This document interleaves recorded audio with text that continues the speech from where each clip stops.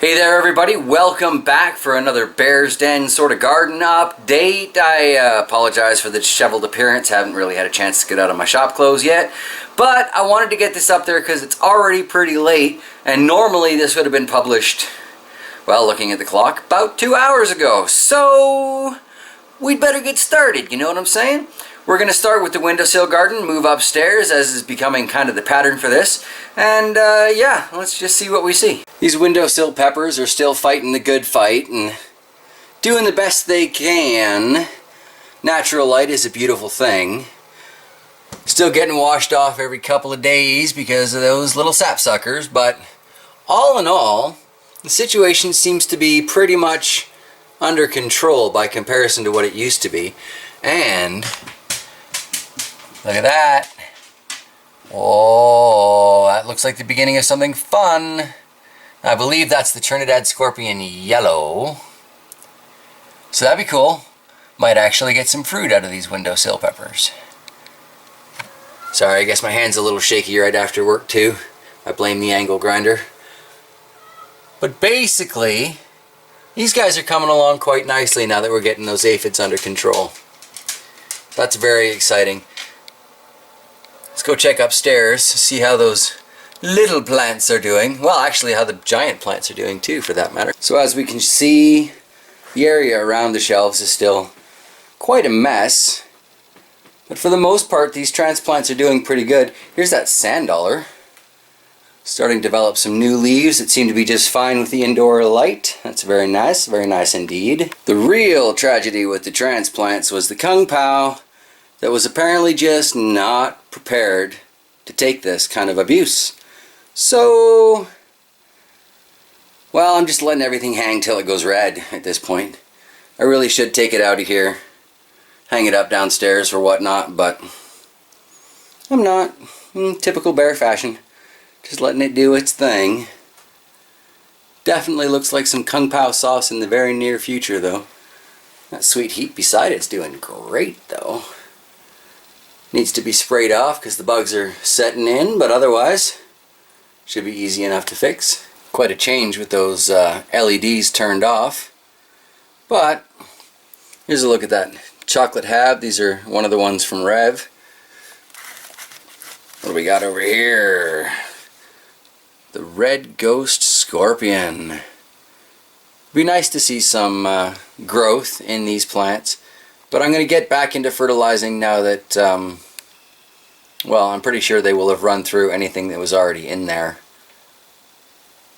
I'm going to reduce the dosage in the mix for what I've got, and actually, yeah, let's take a look at what I've got. And before you jump down my throat about using certain companies' products, just be aware, I live in a really small town.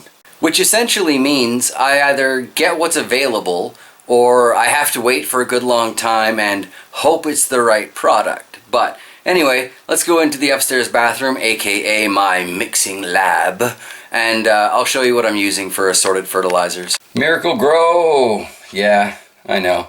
Tomato plant food. This ultimately works out to like an 18-18-21 if you mix it at full strength. So I have cut that back considerably. But you know what? It's not a bad ratio. I'd like to find a more natural product, and I am looking into, oh, what is it? I believe it's the same company that makes General Hydroponics. It's a General Organics. I've contacted them to see if they want to send me anything for free, but it doesn't look like they want to, so I'll have to buy it like everybody else, but I don't mind. This stuff's crazy. 10-52-10. Like, really? 10-52-10? I don't use a lot of this, but I've been trying to use some of this when I do my pepper clones, because I'm thinking that middle one's for roots and fruits, right? So, there you go. And then, ooh, spiderweb. Same old chelated iron that I've, or chelated iron, depending on whose pronunciation you go with, but same old 7% stuff. I've had this since I first started the aquaponic adventure.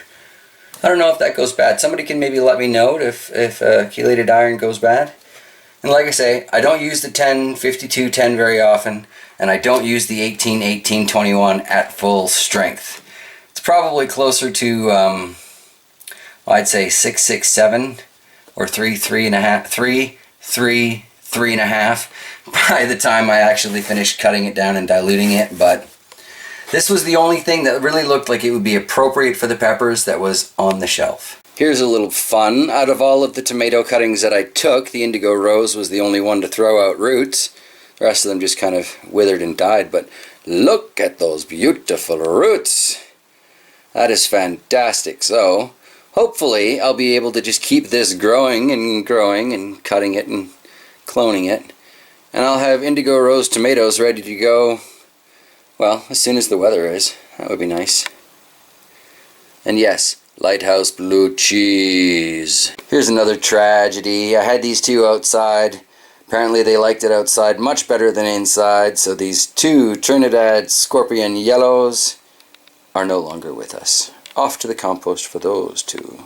The Red Demon transplant here looks like it's going to go the way of the Kung-pow hybrid, but such is life.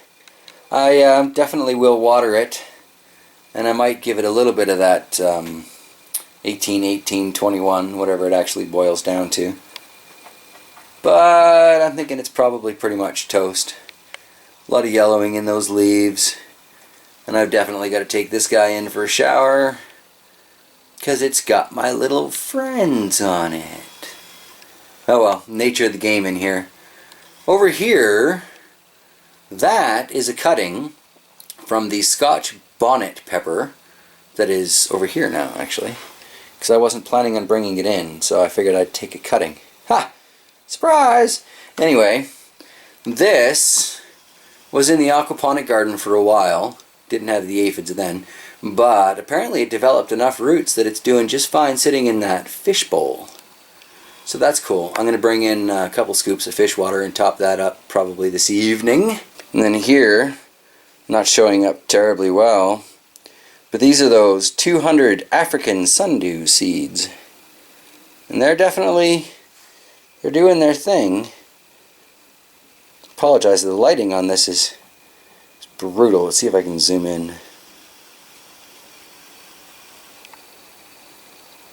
Doesn't really look like they want to zoom in too much. But those look like they might be almost ready to start catching little tiny flies. So I think I'm just going to put these out amongst the pepper plants. Probably on that shelf there.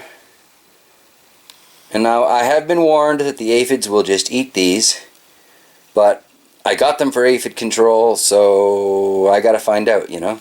Good luck, little sundews. Good luck. It's kind of hard to see them with the plant light going above it there. This situation has worked out really well. I'm very impressed with how this shelf is set up. And I'm going to be getting a couple of more of those 12-watt lights, I think. We have a few more of these adjustable shelves downstairs, so I may reorganize and reclaim them, and then I'll do like a 1, 2, 3-story sort of plant shelf. Get a couple 12 watters, a couple more 12 watters. Hopefully I'll have plenty of room for plant starts. Looks pretty funky when I zoom in there. I'll skip out of that. And then yeah, hopefully I'll have plenty of room for plant starts, and maybe even enough room to keep some of these plants alive. I don't know, what's causing the aphid situation. I do know that the washing of the plants is kind of keeping it in check-ish a little bit, but it's not wiping them out. So I'm going to be getting some sticky traps from Amazon, because we don't seem to carry those in the co-op. And, a few other things. I might even try the old beer in a bowl trick, because I've been told that works great for absolutely everything. And I mean, who doesn't like a beer, right? So maybe it'll work. I don't know. And that is where I'm going to wrap up today's super quick update. I totally apologize for its lateness, I apologize for its shortness, and I apologize for my disheveled appearance.